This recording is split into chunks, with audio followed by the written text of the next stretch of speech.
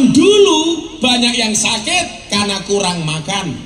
Sekarang banyak orang sakit karena kebanyakan makan. Matanya gede. Kurang lirik gue lah, kurang lirik. Saya dulu itu lebih gemuk daripada Mas Hernanda. Berat badan kamu berapa? 90. Saya dulu berat badan saya pernah sampai 108 kilo. Ini kalau saya duduk di kursi ini penuh. Perut saya besar. Jadi penampilan saya kayak preman Tanah Abang. 108 kilo.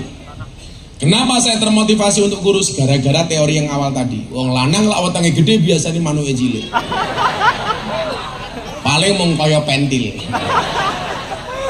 Hernanda jawab, nggih Bah, tapi kaya pentil tronton. Tetep wae cilik, lato-latone kisut. Mengkeret. Meneh adem-adem kaya ning kene.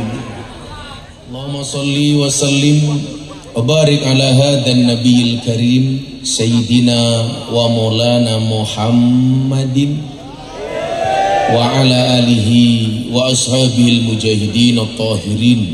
Rabbi shrah li sadri wa yassir li amri wahlul 'uqdatam min lisani yafqahu qawli. Amma ba'du. Hadratal muhtaramin, para masyayikh, para kiai, para alim ulama, tokoh agama, tokoh masyarakat, takmir masjid dan musola yang saya muliakan, para pejabat yang berkenan hadir dalam semua tingkatannya yang saya hormati, segenap panitia penyelenggara pengajian akbar sedulur Mas Hernanda yang bertempat di lapangan sepak bola Gliyut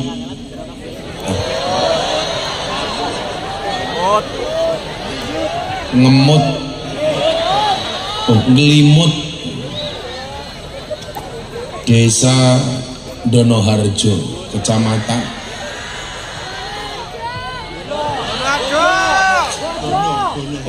Gonoharjo, Kecamatan Limbangan, Kabupaten Kendal.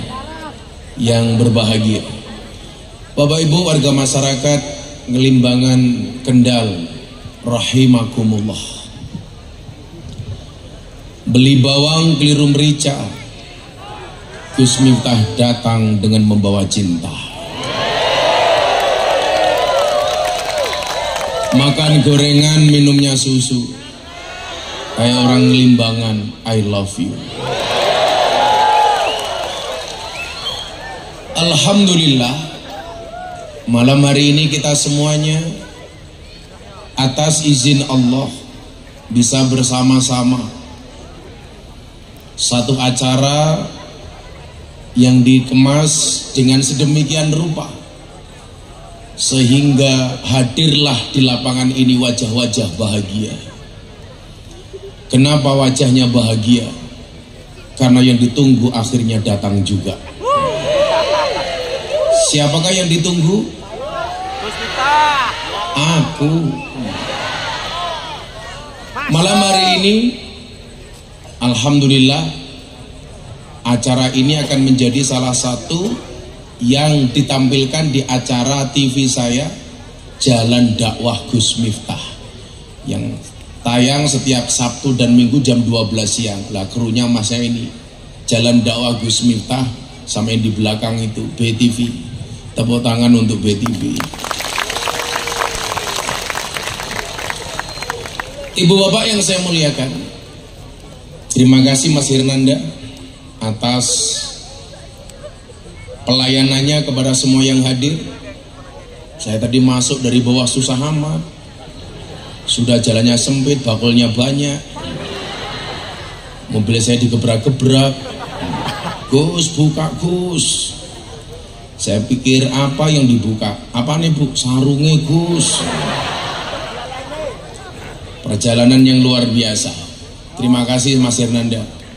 Pesan saya cuma satu, supaya penampilanmu lebih keren, perutmu jangan terlalu besar. Karena cowok yang burungnya besar biasanya burungnya kecil.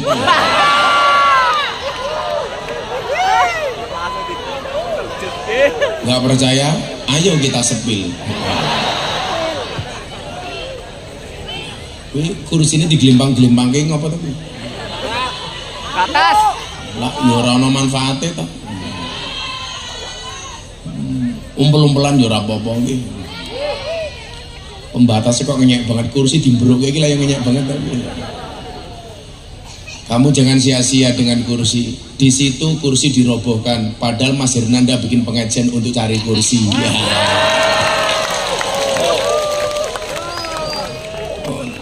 Iku bapak-bapak sing ning kono daripada jerabing lungguh ning kene ora apa-apa. Ora apa-apa. Oleh sing ora oleh sapa. Kayak mbok-mboke maju kene ora apa-apa kene.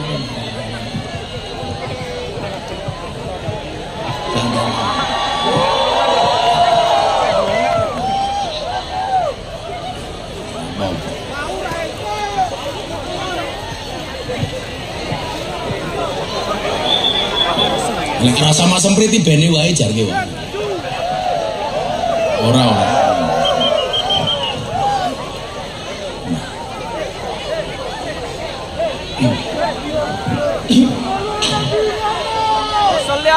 Karena yang di belakang yang belum maju masih banyak. Ini lapangan apa Mas nanti?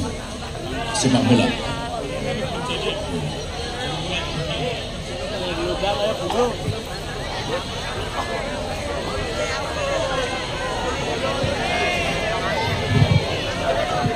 Ayo sudah duduk Bu. Nah, boleh maju tapi duduk. Kenapa Bu? Ketutup sound system. Ora urun ngatur-ngatur.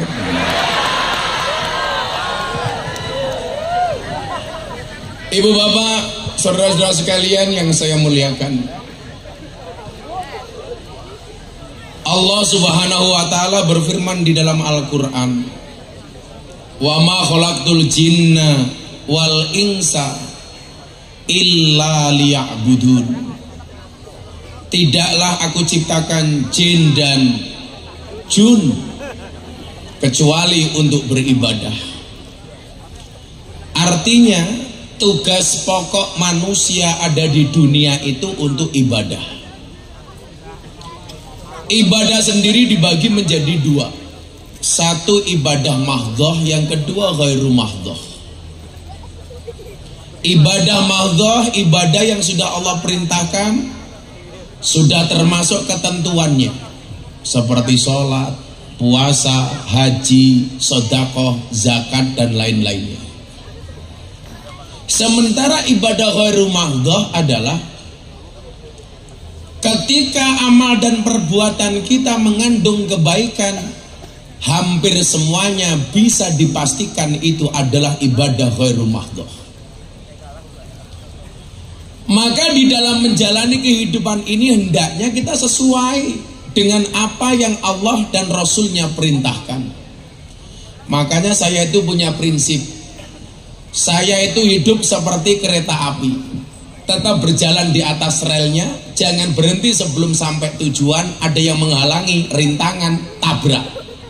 Selama kita berada di atas rel. Makanya orang hidup itu hanya dengan 3T. Apa Mas? 3T. Apa itu 3T? Tekati, tekuni, telateni. Iling-ilingan. Tekati, tekuni, telateni. Makanya memang benar, modal yang paling besar adalah nekat. Wembian lahir wes sugih apa cek kiri? Wong tuamu sugih apa kiri bian? Biasa Pak. Oh biasa. Jualan apa? Nasi. Nasi. Wong-wong ki lucu. Bu, kenapa kok jualan sego goreng untuk mencari sesuap nasi? Lah ya goblok to kuwi. Dodolan sego nggih golek sego. Tapi bakal sego goreng ki lucu. Wong sego wis mateng kok sik digoreng. Minyak larang. Saya paling malas kalau beli mie ayam. Saya kemarin beli mie ayam, nggak ada mie-nya, tinggal ayamnya. Saya tanya, kok nggak ada mie-nya, Bu? Mumpun ditutuli ayame. Modal nekat. Ibu bapak yang saya muliakan, tapi saya tahu mesti bapakmu lah dodolan sego ora tau dihitung. Dihitung ya kesuwen kok, 1, 2. Wong Jawa ki keren nggih. Satu piring namanya nasi, kalau cuma satu namanya empok. Sing jero irung jenenge.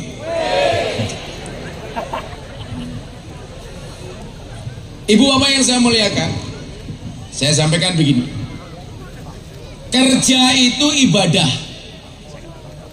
Rezeki itu jatah. Kere itu bukan dosa.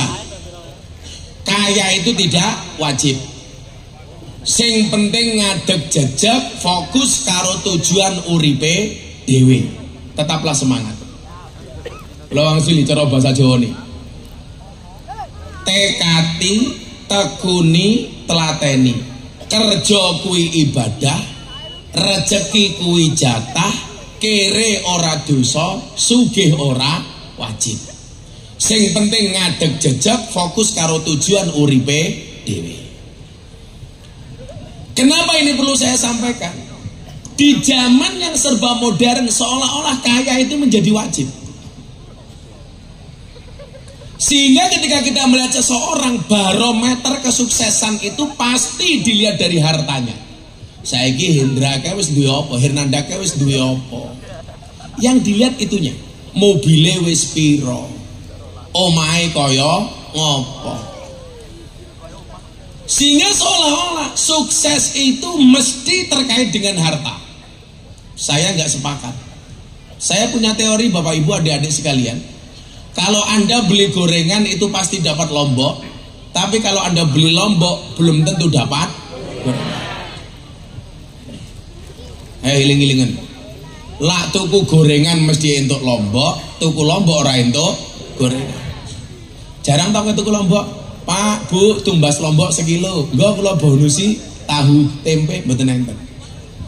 Tapi lah tuku gorengan rasa njaluk mesti diwenehi lombok. Itu menunjukkan apa? Orang kalau fokus ke masalah agama, dunia pasti ngikut. Tapi kalau orang fokus dengan urusan dunia, dia tidak akan pernah dapat akhirat. Maka kewajiban kita hidup itu sama dia ngelakoni. Kenapa? Karena manusia itu mampu bukan karena dia mampu, tapi karena dimampukan oleh Allah yang Maha Mampu. Lemune.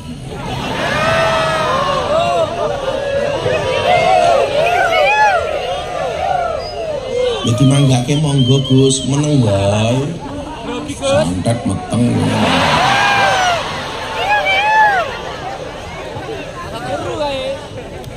Panggungnya gede, kiyene ganteng, kopine gelas angkringan. Kere.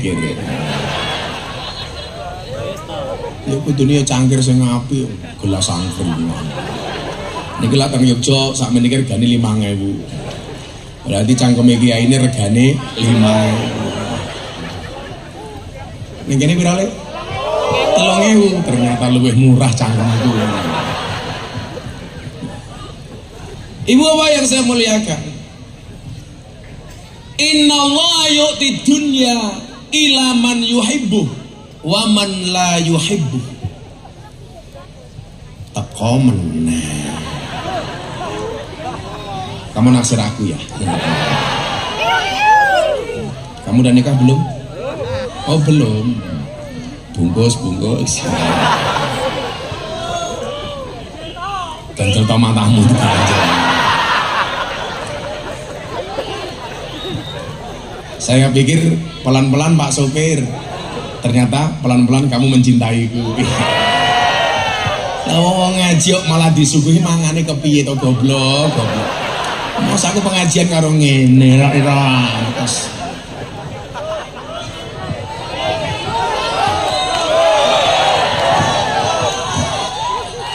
Kamu mau? Miskin. Sabar ngaji bisa. Ibu bapak yang saya muliakan, kenapa saya itu nggak setuju kemudian dunia itu jadi ukuran keberhasilan seseorang? Ada satu falsafah yang berbeda antara orang dulu dengan orang sekarang.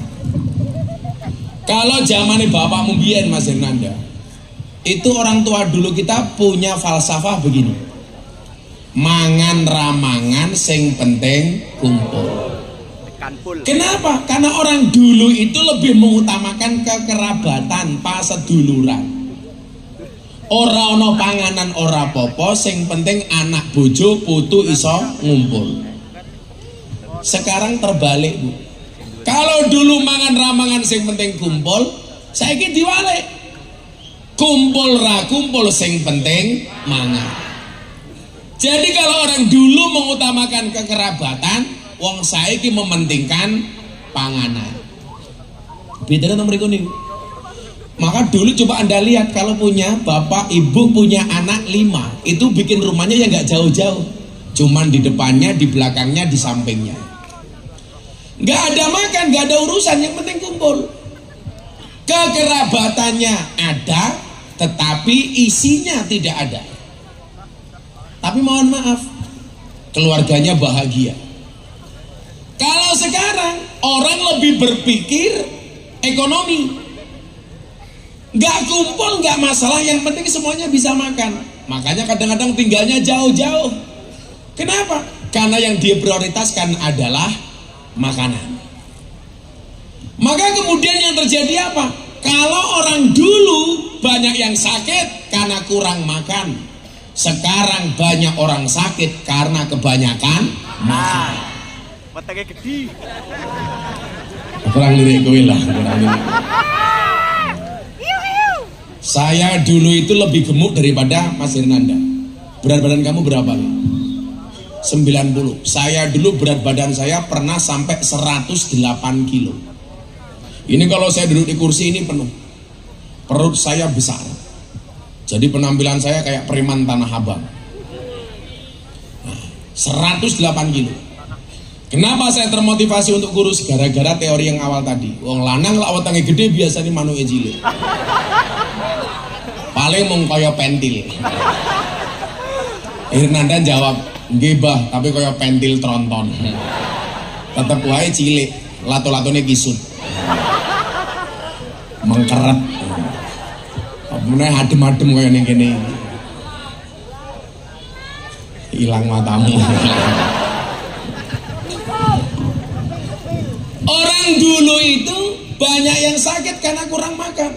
Sekarang banyak yang sakit karena kebanyakan makan. Tak untal loh. Nah, artinya apa? Memang secara perkembangan zaman, hari ini untuk hidup itu lebih mahal biayanya dibandingkan zaman saya dulu kecil. Dulu saya sekolah itu uang sakunya cuma 25 rupiah. Paling pol 100 rupiah. Anak sekarang uang sakunya berapa le kamu sekolah? 5.000, 10.000. Coba, dulu saya 25 rupiah sudah bisa beli pecel sama dawet. Sekarang mohon maaf, kadang-kadang uang 5.000 aja anak sekarang dikasih uang 5.000, kok cuman segini? Ini menunjukkan apa?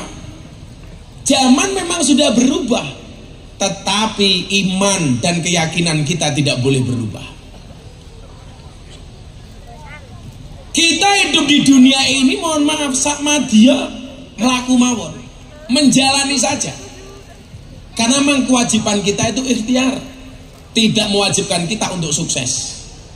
Maka kenapa saya sering mengatakan fokuslah kepada proses, jangan berorientasi kepada hasil.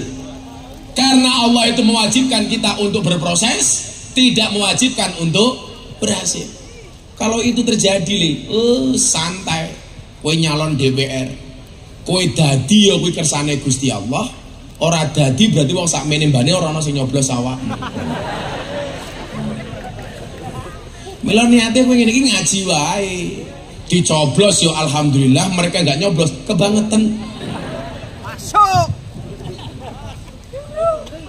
Saiki dadi pemimpin sing apik iki gampang kok. Sing penting nyenengke rakyate. Ora gawe susah rakyate. Hadirlah di tengah masyarakat sepanjang tahun, jangan hanya ketika mau pemilu tok. Setuju? Rungokno kupingmu.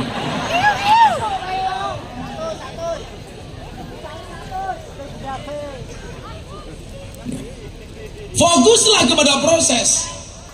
Bagaimana cara fokusnya? Yang pertama, punya tekad yang kuat, punya niatan yang besar. Orang besar itu berangkat dari mindset yang besar.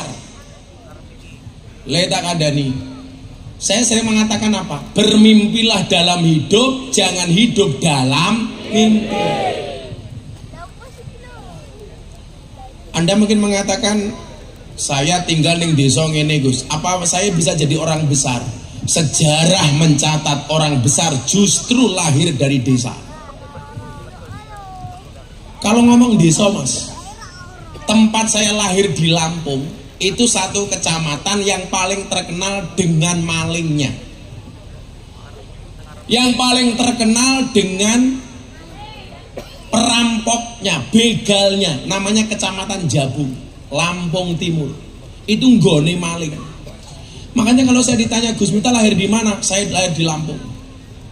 Lampungnya di mana? Jabung. Masa Jabung ada kiai? Itu kan tempatnya maling. Tapi faktanya kemudian apa? Banyak orang yang justru lahir dari pedesaan. Pak Harto dari desa. Pak Harto itu lahirnya di desa, menjadi presiden 32 tahun. Kalau ibu-ibu mengatakan, Gus saya hanya tinggal di desa, apakah saya bisa jadi orang besar? Kalau kamu tidak bisa jadi orang besar, kamu mau bekerja, mau berdoa, anakmu jadi besar. Amin. Makanya ibu-ibu duduk di situ ikhlas, walaupun nggak ada lemek, nggak ada terpal, nggak ada kelosok, nggak ada tikar.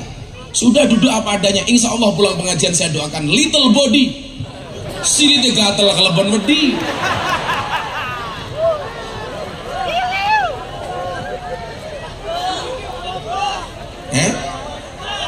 Lebon suket, pantesan mbok-mbok kan mau kur silet ya.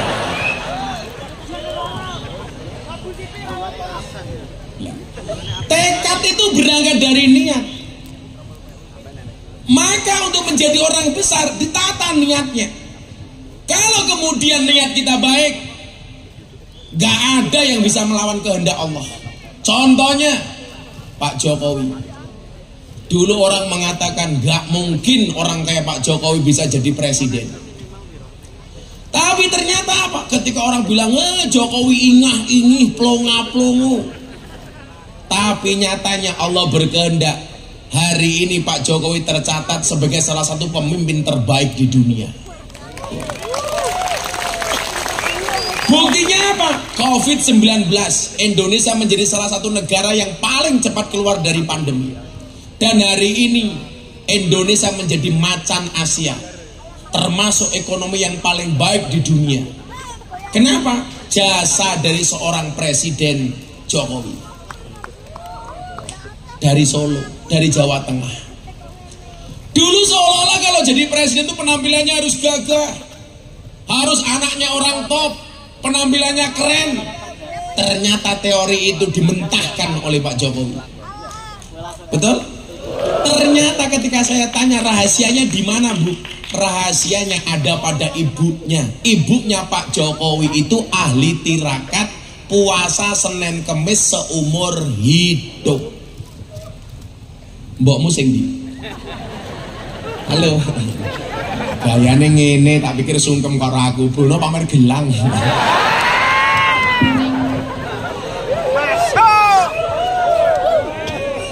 Aku baru sadar, kamu gemuk itu lumrah. Ternyata asalnya dari sana. Oh keturunan. Bapakmu yang mana? Oh udah almarhum. Podo matamu podo gitu. Bukan podo, berarti Mbok Hernanda rondo. Ngono loh. Bungkus. Mbokmu umure piro?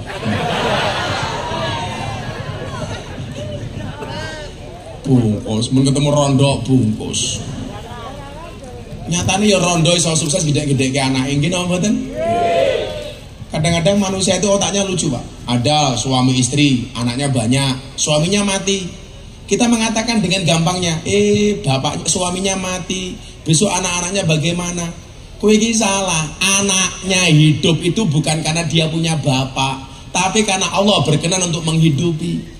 Makanya di awal tadi saya bilang, manusia itu mampu bukan karena dia mampu, tapi karena dimampukan oleh Allah yang maha mampu. Saya itu bisa hadir di sini bukan karena saya hebat, tapi karena saya dimampukan oleh Allah. Jenengan ngundang saya itu karena Allah menutupi keburukan saya. Asli nih. Oh iya ini lonte sih. 50 matamu 200 yang paling murah 50. Murah meriah.